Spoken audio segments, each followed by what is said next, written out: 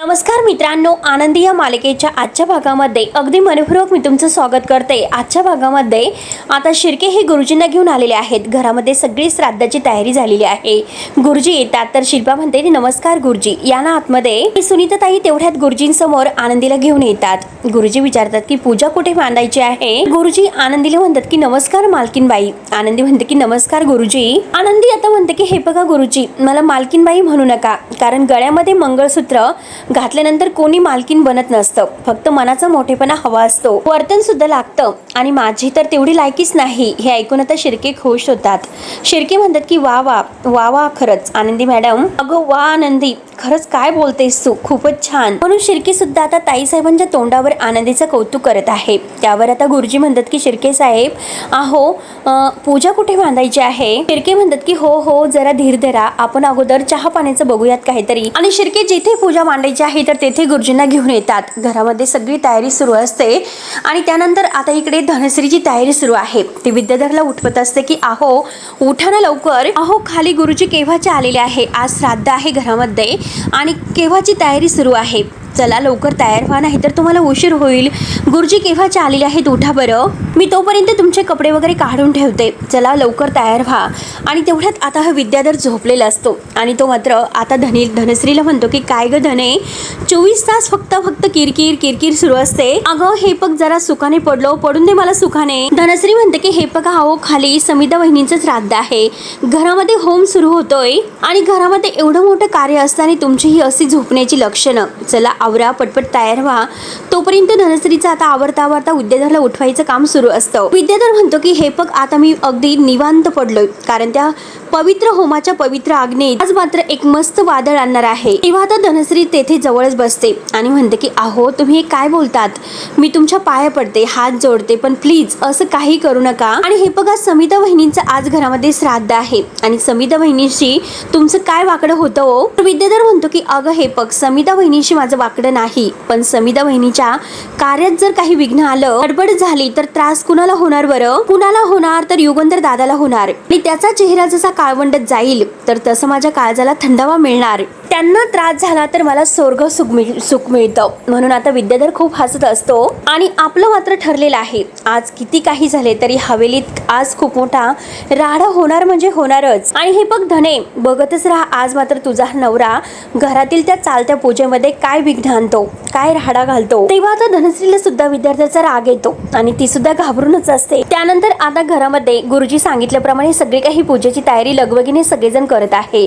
शिल्पा आणि आनंदी तेथे उभे आहेत। शिल्पा जसे सांगेल तसे आता प्रत्येक नोकर चाकर करत आहे, सगळेजण कामाला लागलेले आहेत। आता माई आणि आबा हे सुद्धा खाली आलेले आहेत।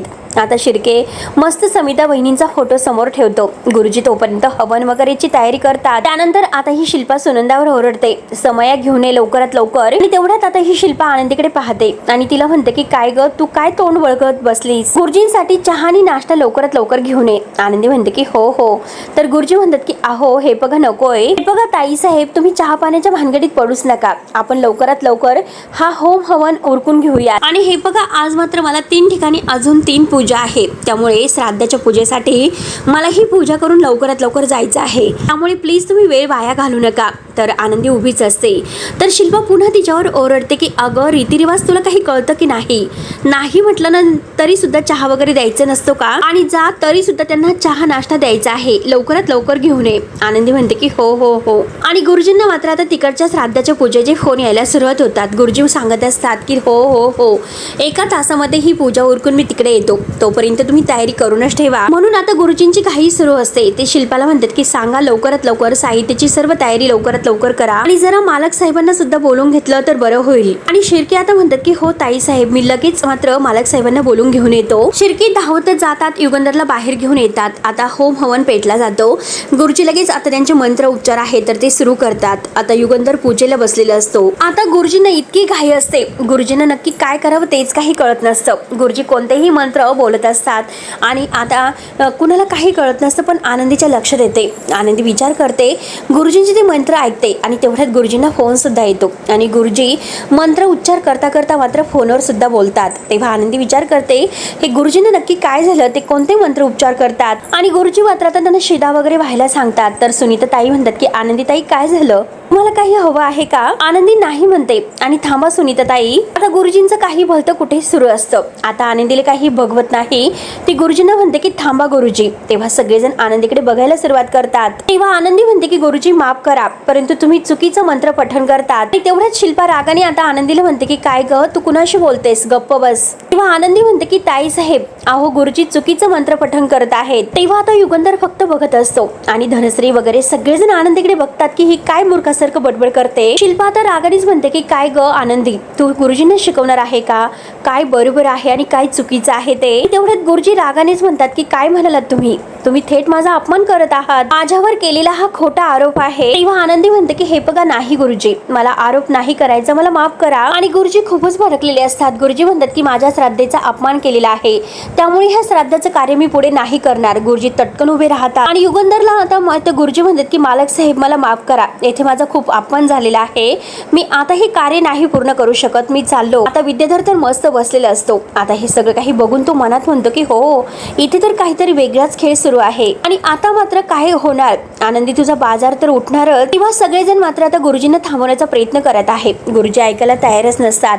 शिर्के म्हणतात की गुरुजी थांबा, परंतु आता शिल्पा, युगंधर हे सगळेजण गुरुजी थांबा थांबा करत असतात, पण गुरुजी रागानेच निघून जातात. शिल्पा लगेच आता रागाने आनंदीला धरते आणि तिला बाजूला ओढते आणि म्हणते की झालं का तुझं समाधान. घरामध्ये इतकं आनंदाचं म्हणजे आता हे श्राद्धाचं कार्य सुरू होतं आणि त्यामध्ये विघ्न घालून झालं का तुझं. तेव्हा आनंदी म्हणते की ताईसाहेब तुम्हाला कळतं का, कार्य हे पवित्र होतं म्हणूनच ते थांबवणं खूप गरजेचं होतं. ते चुकीचे मंत्र पठण करत होते आणि ह्या सगळ्याचा करून काय उपयोग. शिल्पा लगेच युगंधरला म्हणते, युगंधर बघितलंस का, अन्नदानाचं हिने नाटक केलं. घरामध्ये इतकं महत्वाचं हवन सुरू होतं आणि तो हवन मात्र तिने मध्येच थांबवला. गुरुजी निघून गेले, त्यामुळे ही मुलगी दिसते तेवढी साधी नाही म्हणून शिल्पा खूपच भडकलेली असते. आणि तेवढ्यात युगंधर पण काही बोलत नसतो, पण विद्याधर लगेच पुढे येतो आणि म्हणतो की हो, मी तर अगोदर म्हणलंच होतो की समिधा वहिनीच्या ह्या श्राद्धाच्या कार्यक्रमात काही ना काही विघ्न तर नक्की येणारच. आणि शेवटी ते विघ्न आलंच. शेवटी तो भटजी सुद्धा पळून गेला. आता मला सांगा बरं, हे कार्य कसं संपन्न होणार आहे. आणि आता हात जोडत म्हणतो की बिचाऱ्या समिधा वहिनीच्या आत्म्याला वर किती त्रास होत असेल. दादा बघ, अरे अगोदर तुझ्या हातून अन्नदान करायचं होतं ते सुद्धा राहून गेलं आणि आता तो भटजी सुद्धा पळून गेला. त्यामुळे हात जोडत म्हणतो की समिधा वहिनी मला माफ करा. युगंधरला फारच राग येतो. युगंधर रागाने त्याच्या अंगावर धावत येत म्हणतो की तोंड बंद कर. आता हा विद्याधर बघतो आणि मनात म्हणतो की दादाचा आवाज तर चांगलाच बसलेला आहे. आणि युगंधरला म्हणतो की अरे हे बघ, मी तर तोंड बंद करतो आणि त्याने काय होणार आहे बरं, हा होम संपन्न होणार आहे का. मला सांगा तुम्ही, माझं तोंड बंद करण्याने हा होम परत रिपेअर होणार आहे का. आणि तेवढ्यात गुरुजीच्या जागी मात्र आता आनंदी बसते पूजेला आणि ते सगळं काही आता मंत्र पठण आहे तर ती करायला सुरुवात करते.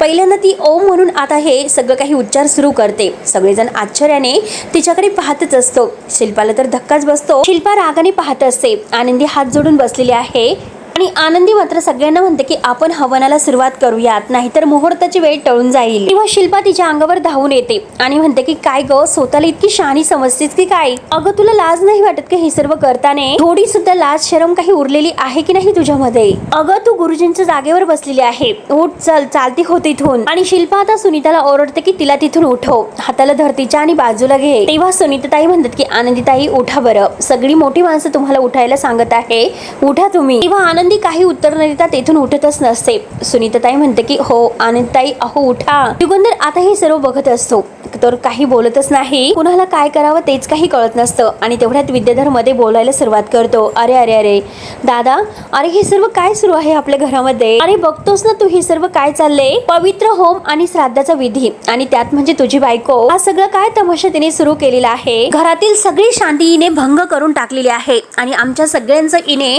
हसू केलेलं आहे. तिला कोणीतरी सांगा की मंत्र जे काही पठण करणं म्हणजे पोह्यात शेंगदाणे घालण्यासारखं सोपं नाही. अरे कोणीतरी उठवा ना तिला, उठवा. आणि तेवढ्यात धनश्री म्हणते की हो ना, हा काही खेळ वगैरे आहे का, हिला सगळं काही खेळच वाटतो. आणि तेवढ्यात शिल्पा लगेच तिला म्हणते की हो उठवा तिला कोणीतरी. आणि तिला तर हा सर्व काही खेळच वाटतो. एकतर गुरुजींना सुद्धा पळून लावलं आणि त्यात म्हणजे आता आणखीन हा खेळीचा सुरू झालेला आहे. आणि तेवढ्यात मात्र आता विद्याधर म्हणतो की हो अगं हे बघ आनंदीबाई, ही काही सत्यनारायणाची पूजा वगैरे नाही की नवऱ्याच्या हाताला हात देऊन ही पूजा पूर्ण होती, त्यामुळे हे बघ अगं बाई उठ. शिल्पा आता युगंधरला ओरडते की अरे युगंधर बोल काहीतरी. अरे हे बघ, अरे समिताच्या श्राद्धाची अगदी थट्टा करून ठेवलेली आहे. युगंधर, माई आणि बापू काही बोलत नसतात. तेव्हा आनंदी म्हणते की हे बघा ताई साहेब, प्लीज माझं एकदा ऐकून घ्या. आणि मालक साहेब, मी अपमान करण्याचा प्रयत्न नाही करत, प्लीज एकदा माझं ऐकून घ्या. युगंधर काही बोलत नसतो, परंतु ही शिल्पा मात्र तिच्यावर धावून ओरडते. अगं चूप म्हटले ना तुला, एकही शब्द बोलायचं नाही. आणि शिल्पा आता युगंधरला म्हणते की युगंधर, अरे तू इतका शांत कसा, शांतपणे हा सगळा तमाशा कसा बघू शकतो? कोण कुठलीही पोरगी आमच्या समिताच्या श्राद्धाचं हवन करणार आहे का? ती हिला काय शास्त्र माहिती आणि हिला काय मंत्र माहिती आणि हे सर्व करायला निघाली? आता बापू म्हणतात की हो आनंदी बाळा, अगं उठ तू आता. अगं हा लहान मुलांचा खेळ नाही, हे शास्त्र असतं. अगं पूजा जर अर्धवट राहिली तर दोष लागतो. तेव्हा विद्यार्थ्याच्या मनामध्ये त्याचा दुसरा काही डाव आहे, त्याची तो वाटच बघत असतो. आणि तो म्हणतो की अरे अरे इकडे नक्की काय चाललं आणि अजूनही का आली नसतील. म्हणजे तो आता युगंधरच्या मुलांची वाट पाहत असतो. ऐन वेळेस मात्र आता त्यांना हा सर्व काही तमाशा घालण्यासाठी म्हणजे त्याने इथे मुद्दाम बोलावलेलं असतं, म्हणून तो तिघांची वाट पाहत आहे की ते अजून का आले नसतील. बापू म्हणतात की आनंदी अगं उठ बाळा उठ. तेव्हा शिल्पा पुन्हा ओरडते. शिल्पा म्हणते की ए बहिरे, अगं कान वगैरे फुटले की काय तुझे, ऐकू येत नाही का तुला? पोट म्हटलं ना तुला इकडून, म्हणून शिल्पा आता आनंदीवर खूपच रागवते. परंतु युगंधर आता शिल्पाला ओरडतो की 1 मिनिट. आणि सगळेजण आता युगंधरकडे बघायला सुरुवात करतात. आता युगंधर मात्र आनंदीला म्हणतो की तू पाटावरून उठ. आता युगंधरचा घसा बसलेला असतो. आनंदी तू त्या पाटावर का बसलीस असं विचारतो. तुला श्राद्धाचे मंत्र आणि जे काही हे उपचार आहे ते पठण नक्की करता येतं का, की तू फक्त धाडस दाखवत आहे? तेव्हा आता आनंदी म्हणते की हो मालक साहेब, माझे सगळे मंत्र पाठ आहेत. कारण दरवर्षी मात्र माझ्या आई वडिलांच्या श्राद्धाचं आमच्या घरी दरवर्षी असंच हवन होतं. तर माझे आबा सगळे मंत्र पठण करायचे. त्यानंतर मात्र त्यांचं ऐकून मी सगळं काही शिकले. आणि हे बघा मालक साहेब, आमच्याकडे इतके पैसे नव्हते, म्हणजे दरवर्षी गुरुजींना बोलवून त्यांना इतकी मोठी दक्षिणा देऊन त्यांच्याकडून हवन करून घेऊ. त्यामुळे मात्र आबांनी हे सगळं आम्हाला शिकवलेलं आहे. म्हणून दरवर्षी मात्र हे सगळं काही शास्त्र सांभाळून ही पूजा मीच करते. आणि हे बघा मालक साहेब, याची मला पूर्ण माहिती आहे. तेव्हा युगंधरला मात्र आनंदीचं सगळं काही समजतं. तर विद्याधर लगेच आता युगंधरला म्हणतो की दादा, अरे तू काहीच्या गोष्टी ऐकून घेतोस आणि समजून घेतोस. अरे वेळ निघून चाललाय, मुहूर्ताची वेळ टळते. आणि विद्याधर शिर्क्यांना म्हणतो की आता जर फोन करून दुसऱ्या गुरुजींना बोलवायचं म्हटल्यानंतर किती वेळ लागेल? तेव्हा मात्र आता शिर्के म्हणतात की हे बघा मालक साहेब, तरी सुद्धा एखादा तास लागेल. आज सगळे गुरुजी बिजी आहेत प्रत्येकाच्या कामामध्ये, आणि तासभर जाईल तर बोलवा त्याला, असं विद्याधर म्हणतो. तेव्हा मात्र आता युगंधर म्हणतो की तासभर म्हणजे दुपारी 12:40 मुहूर्त, आणि तो मुहूर्त टळून जाईल. आणि युगंधर आनंदीला आता मंत्र पठण करायला सुरुवात करायला सांगतो. तेव्हा शिल्पा तर आता रागानेच पाहत असते. आणि सगळ्यांना मात्र आता एक धक्काच बसतो की स्वतः युगंधरने आनंदीला हे सर्व करण्यासाठी परवानगी दिली म्हणून. शिल्पा रागाने विचारते की समिताच्या श्राद्धाचा होम हवन ही मुलगी करणार का? त्यावरती युगंधर शिल्पाशी काही न बोलता आनंदीला म्हणतो की हे बघ आनंदी, एक गोष्ट लक्षात ठेव, या विधीमध्ये मात्र कोणताही गडबड घोटाळा मला झालेला नाही चालणार. एकही मंत्र चुकायला नकोय. आणि हा होम माझ्या समिताचा आहे, माझ्या बायकोचा. यामध्ये एकही छोटी चूक मी सहन नाही करू शकणार. त्यावरती आनंदी म्हणते की हो मालक साहेब, मला माहिती आहे एखादा जवळचा हक्काचा व्यक्ती जेव्हा जातो किती दुःख होतं ते. जशी तुमची पत्नी समिताताई गेल्यात तसंच मी माझ्या आई वडिलांना गमावलेलं आहे. त्यामुळे तुम्ही काही काळजी करू नका. ह्या हवनात मी कोणतीही आता चूक नाही होऊन देणार. हे सगळं काही जबाबदारीने आणि निष्ठेने पार पाडेल. आणि तेवढ्यात आता शिल्पा ही युगंधरला म्हणते की अरे लोक काय म्हणतील निंबाळकरांच्या घराण्यात आजपर्यंत. तेव्हा युगंधर मात्र आता हाताच्या इशाऱ्यानेच आता शिल्पाला म्हणतो की ए शांत होत आई, माझ्या समिताच्या आत्म्यासाठी होणारा जो काही होम आहे निंबाळकरांची नवीन सून करत असेल आणि ते पण शुद्ध मनाने करत असेल, यासारखी दुसरी कोणतीही चांगली गोष्ट होऊ शकत नाही. तेव्हा आनंदीला फारच आनंद होतो. आणि युगंधर आनंदीला म्हणतो की होमाला सुरुवात कर. तेव्हा आनंदी गुरुजींच्या जागेवर बसलेली असते. आणि युगंधर मात्र आता होम जे काही ते कार्य आहे तर त्याच्या हाताने ते विधी पूर्ण करायला बसतो. युगंधर खाली बसतो आणि आनंदीला परत म्हणतो की आनंदी सुरू कर. तेव्हा आता आनंदी हात जोडते आणि समिताच्या फोटोला हात जोडून म्हणते की हे बघा समिताताई, आजचा हा दिवस तुमचा आहे, तुमच्या श्राद्धाचा. एक या घराची लक्ष्मी म्हणून तुम्ही या घराला खूप सुख आणि शांती दिली आणि त्याची पुण्याई आणि हे सगळं काही आहे, म्हणून आज आम्ही हा होम हवन करत आहोत. आणि हे बघा आज मात्र कोणतेही गुरुजी येथे नसले, पण तरी सुद्धा आमच्या सगळ्यांच्या मनातील तुमच्याविषयी असणारी जी भावना आहे, जे आदर आहे, हे प्रेम आहे, ते देवाघरी सुखरूप तुमच्याकडे पोहोचेल अशी ईश्वर चरणी आशा ठेवते. तुम्ही जेथे कुठे असताल तेथे तुम्ही सुखी असताल अशी आम्ही आशा करतो. तुमचं या घरावर आणि मालक साहेबांवर लक्ष आणि आशीर्वाद असेच राहून द्या. म्हणून आनंदी हात जोडते आणि हवनाला सुरुवात करते. शिल्पाचा खूपच जळफाट होत असतो, तिला काही बघवतच नसतं. आणि विद्याधर धनश्री या दोघांना सुद्धा आता हा विद्याधर वाटच बघून असतो की केव्हा आता ही या घरची मुलं येतील आणि ह्या हवनामध्ये आता सगळं काही विघ्न आणतील याची तो वाटच बघून असतो. तेव्हा आता आनंदी सगळ्यांना समिताताईसाठी आता हात जोडायला सांगते आणि मंत्र पठण करायला सुरुवात करते. तेव्हा आता आनंदी पुढे सगळं जो काही मंत्र आहे तो मंत्र म्हणते आणि म्हणते की मालक साहेब, समिताताईंच्या आत्म्याला शांती मिळावी म्हणून आपण हा होम करत आहोत. असंच मनामध्ये आता तुम्ही विचार करा आणि आचमन करा, म्हणजे तीनदा पाणी प्या आणि चौथ्यांदा तामनात सोडा. तेव्हा आता आनंदी मंत्र म्हणायला सुरुवात करते की ओम नमो माधवाय नमो नारायण नमो या मंत्राचं ती आता पठण करत आहे. शिल्पा तर पाहतच असते. शिर्के आणि बापू माई हे सगळेजण खुशून आनंदीचं खरंच तोंड भरून कौतुक करत आहे. तेव्हा आता आनंदी बरोबर सगळे काही मंत्र पठण करत असते. युगंधर तिच्यावर खुश होतो आणि तो सुद्धा हवनाचे सगळे आता विधी पूर्ण करत असतो. सगळेजण खाली बसतात. विद्याधर डोक्याला हात लावूनच असतो. त्याला आता वाटच बघून असतो की केव्हा आता हा तमाशा सुरू होईल आणि या घरची मुलं केव्हा येतील. आता आनंदी इतके छान मंत्र पठण करत आहे बघून माई आणि बापू तर इतके खुश होतात, गालातले गालात हसतात. आनंदी सगळं काही निष्ठेने करत असते आणि एकही मंत्र ती काही चुकून देत नाही.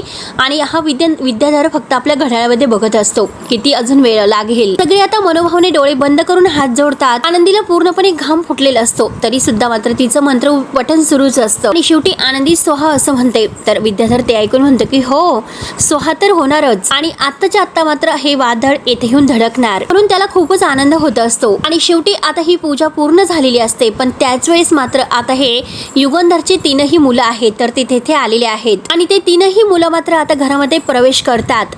आणि आता एक मुलगी असते आणि दोन मुलं असतात. विद्याधर मात्र त्यांना बघून खूपच खुश होतो, त्यांच्याकडे बघून हसतो आणि शेवटी आता विद्याधर 5 हा आकडा आपल्या हाताने मोजतो आणि 5 म्हणतो. तेवढ्यात सगळेजण आता हे आतमध्ये येतात आणि याचे आकडे मोजायचे काम सुरू असतं की 5 4 3 2 1 आणि तेवढ्यात ते आतमध्ये येतात. आणि आतमध्ये येऊन मात्र आता त्या पहिल्या मोठ्या मुलाने कळशीवर पाणी आणलेलं असतं आणि त्या होमामध्ये आता ते पाणी ओतून त्याने होम विझवलेला असतो. तेव्हा आनंदी हे सर्व बघते, तिला धक्काच बसतो. तेव्हा आता हे तिघही समोर येऊन उभे राहतात तर युगंधर त्यांच्याकडे पाहत असतो आणि एकतर त्यांनी होम विझवलेला असतो. शिल्पा घरातील सगळेजण मात्र आता हे धक्क्यानेच पाहत असतात. आता हे तीनही मुलं मात्र रागाने युगंधरकडे पाहतात. युगंधरला सुद्धा काही कळत नसतं की हे इतके अचानक आले कसे आणि आले मात्र त्यांनी होम का विझवलं असेल. आनंदी सुद्धा त्यांच्याकडे आता तिला न बघता नक्की काय झालं असेल म्हणून ती आता कानोसा घेत असते. घाबरत आता बाजूला सरकते, परंतु विद्याधर मात्र आता खूप हसत असतो कारण त्याला आनंद झालेला असतो आणि त्याने हे सर्व मात्र मुद्दाम केलेलं असतं. आणि आता हे तीनही मुलं इतके रागाने आलेले असतात. त्यांना आता आपल्या आईच्या मृत्यूची ही जे काही बातमी आहे ते ऐकून आता धक्का तर बसलेला असतो, परंतु विद्याधरने त्यांच्या कानावर मात्र काहीतरी चुकीचं सांगितलेलं आहे. आणि चुकीचं म्हणजे आपल्या आईला ह्या विद्याधरच्या बिझनेसमुळेच मात्र आता मरण आलेलं आहे. हे सगळं त्यांना आता चुकीचं विद्याधरने त्यांचे कान भरलेले आहेत. सगळेजण मात्र एकमेकांकडे बघत आहेत. तिघही आता अगदी बरोबरच उभे राहतात आणि धक्क्यानेच आता आपल्या बाबांकडे रागाने पाहत असतात. तेव्हा आता सगळेजण हे सगळं दृश्य पाहतच आहे आणि यात म्हणजे फक्त विद्याधरला फार आनंद झालेला असतो. तो मात्र आनंदाने उड्याच मारत असतो. आणि आता ह्या मुलांच्या मनामध्ये इतका राग कसा, ते इतके रागाने का बघत असतील आणि त्यांनी मात्र होम का विझवला असेल असा प्रश्न मात्र आता यांना सगळ्यांना पडलेला असतो. माई आणि बापू सुद्धा यांच्याकडे पाहतात की नक्की इतके अचानक आले कसे. कुणाला काहीच कळत नसतं की नक्की काय झालेलं आहे. पण तरी सुद्धा मात्र हा होम पुन्हा सुरू होतो आणि आता हा होम मात्र गुरुजींनी सुरू केलेला असतो. आता जे काही दुसरे गुरुजी आहे तर ते दुसरे गुरुजींनी येऊन मात्र हा होम पेटवलेला असतो. आणि आता त्याच वेळेस मात्र आनंदीने ही पूजा सगळी विधी आहे तर ते सगळं काही पार पाडलेलं असतं. परंतु आता हे जी मुलं आहेत तर ते मुलं आल्यामुळे ह्या अगदी होमामध्ये जे विघ्न आलेलं आहे तर ते टाळण्यासाठी मात्र आता दुसरे गुरुजी आलेले आहेत. आणि मित्रांनो, आता पुढे नक्की काय होणार आहे तोपर्यंत हा भाग येथे संपतो. परंतु पुढच्या भागामध्ये आता हा जो काही मुलगा आहे जेव्हा पुन्हा होम पेटवला जातं तर तो मोठा मुलगा मात्र आता युगंधरचा हात धरतो आणि युगंधरचा हात धरून म्हणतो की जिवंत असताना मात्र तुम्ही आमच्या आईला जर जपलं असतं तर आज तिची श्राद्ध घालण्याची वेळ आली नसती आणि तिचं हे श्राद्ध घालण्याचं नाटक तुम्हाला करावं लागलं नसतं. तेव्हा आता युगंधर उठून उभा राहतो तर तो मोठा मुलगा म्हणतो की हो, तुमच्या बिझनेस पायी आमच्या आईचा जीव गेलेला आहे. तेव्हा आनंदी हे सर्व ऐकते. आनंदी म्हणते की हो, म्हणजे मालक साहेबांची मुलं.